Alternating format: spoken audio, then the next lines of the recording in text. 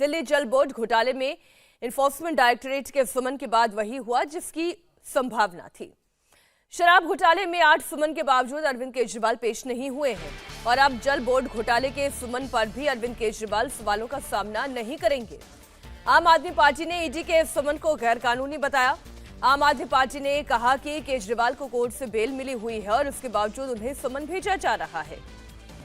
ED ने केजरीवाल को आज पूछताछ के लिए बुलाया था। दरअसल जल बोर्ड घोटाले में सबसे पहले सीबीआई ने एफआईआर दर्ज की थी, जिसके बाद ईडी भी इस मामले में अब मनी लॉन्ड्रिंग के एंगल से जांच कर रही है। अब तक इस केस में 2 आरोपी गिरफ्तार किए जा चुके हैं। इस केस में एक कंपनी को नियमों को ताक पर रखकर टेंडर देने का आरोप लगा है। सबसे बड़ा आरोप है कि टेंडर के पैसों से आम आदमी पार्टी को चंदा दिया गया। अब इसी मामले में ईडी केजरीवाल से पूछताछ करना चाहती है। इसे आप ऐसे समझिए कि दिल्ली जल बोर्ड घोटाला आखिर है क्या, जिसमें केजरीवाल को यह सुमन भेजा गया है। दरअसल सीबीआई की एफआईआर में यह आरोप लगाया गया था कि दिल्ली जल बोर्ड के चीफ इंजीनियर जगदीश कुमार अरोड़ा ने एनकेजी इंफ्रास्ट्रक्चर लिमिटेड को करीब 38 करोड़ रुपए में इलेक्ट्रोमैग्नेटिक फ्लो मीटर के इंस्टॉलेशन, सप्लाई और टेस्टिंग का टेंडर जारी किया था। आरोप यह है कि नियमों को ताक पर रखकर एनकेजी इंफ्रास्ट्रक्चर को इसका ठेका दे दिया गया। कंपनी ने जाली साइन के जरिए ठेका हासिल किया था और यह बात जगदीश अरोड़ा को पता थी। कंपनी ने इसके बदले जगदीश अरोड़ा को रिश्वत दी और आरोप है कि जगदीश अरोड़ा ने यह पैसा आम आदमी पार्टी से जुड़े हुए लोगों तक पहुंचाया। कंपनी ने 38 करोड़ के ठेके में सिर्फ 17 करोड़ खर्च किए और सबसे बड़ा आरोप तो यह है कि बचे हुए 21 करोड़ आम आदमी पार्टी को बतौर चंदा दिया गया। अब आपको दिल्ली जल बोर्ड में घोटाले का दूसरा मामला डिटेल में समझाती हूं। दिल्ली जल बोर्ड ने बिल पेमेंट के लिए जगह जगह ऑटोमेटिक मशीन लगाई। बिल के भुगतान भी किए गए, लेकिन ये पैसा दिल्ली जल बोर्ड के अकाउंट्स में जमा नहीं हुआ।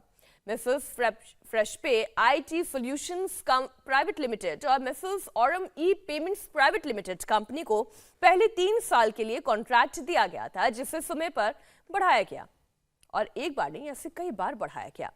सीबीआई जांच में यह पता चला कि नोटबंदी के दौरान करीब 10 करोड़ 40 लाख का पेमेंट किया गया, लेकिन जल बोर्ड को 1 रुपया नहीं मिला। इससे जल बोर्ड को करीब 14 करोड़ का नुकसान हुआ। आम आदमी पार्टी लगातार अरविंद केजरीवाल को डिफेंड कर रही है। मुंबई में मौजूद केजरीवाल के मंत्री सौरभ भारद्वाज ने कहा कि चुनाव से पहले किसी भी तरह अरविंद केजरीवाल को अरेस्ट करने की कोशिश हो रही है।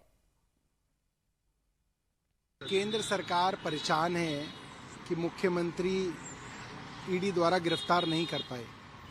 कोर्ट गए, कोर्ट में भी जमानत मिल गई। तो अब इस तरीके के कई मामले मुख्यमंत्री जी के ऊपर थोपने की कोशिश चल रही है। किसी तरीके से चुनाव से पहले अरविंद केजरीवाल को गिरफ्तार करना चाहते हैं। हमारे साथ संवाददाता भास्कर मिश्रा, अतुल भाटिया इस वक्त जुड़े हुए हैं। सबसे पहले अतुल भाटिया ये जानकारी दे, ईडी की तरफ से एक और सुमन, लेकिन हमेशा की तरह उन्होंने सुमन को गैरकानूनी बताया, जबकि मामला अगर कोर्ट में है या उन्हें बेल मिला हुआ है, इसका ईडी के किसी सुमन से कोई कनेक्शन नहीं है। ये तो पूछताछ है।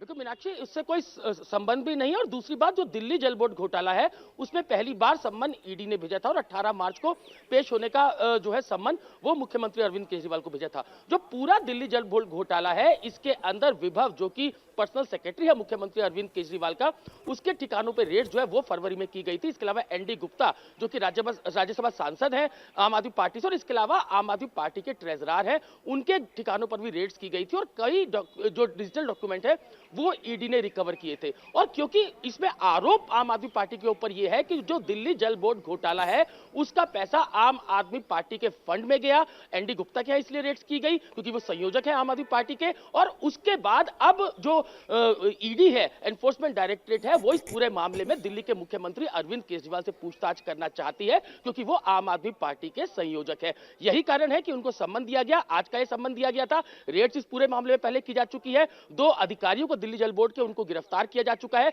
और सबसे खास बात यह, विभव जो कि सबसे करीबी है, पर्सनल सेक्रेटरी है अरविंद केजरीवाल, मुख्यमंत्री अरविंद केजरीवाल के, उनके यहाँ पे रेड्स की गई थी। कई एविडेंस ईडी ने वहां से बतौर इकट्ठा किए थे और इसके अलावा एनडी गुप्ता के यहाँ रेड्स की गई थी और जो दिल्ली जल बोर्ड के जो सदस्य हैं उनके यहाँ भी ये रेड्स की गई थी। तो ये पूरी इन्वेस्टिगेशन जो ईडी कर रही है उसमें ईडी का ये कहना है कि मुख्यमंत्री अरविंद केजरीवाल से इस मामले के अंदर पूछताछ किया जाना बहुत जरूरी है, क्योंकि जो पैसा है, जो घोटाला हुआ, उसका पैसा आम आदमी पार्टी पार्टी के बिल्कुल फंड में आसान गया। भाषा तो में ये कहा पहला जाए कि सम्मन है। ठेके में और जो भ्रष्टाचार का ये पूरा मामला है, लेकिन अरविंद केजरीवाल इस समन का जवाब नहीं देना चाहते, वो सवालों का जवाब नहीं देना चाहते।